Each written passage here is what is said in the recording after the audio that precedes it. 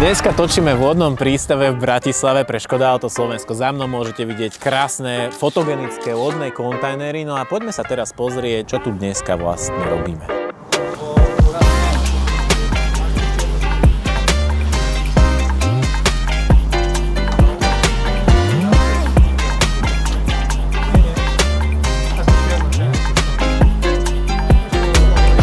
Čo bola proste najbizarnejšia položka v rozpočte? Okrem backstageu, teda teba, je tento krásny prístav. Tento priestor celý takto nastal 1000 na celý deň. A to musíš vypípať.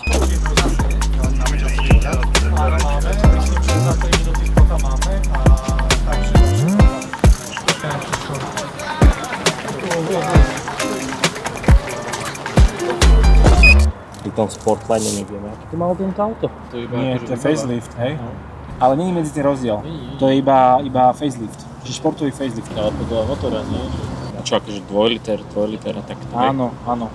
A toto je iba, že facelift, čiže športovejšie sedačky, pásy.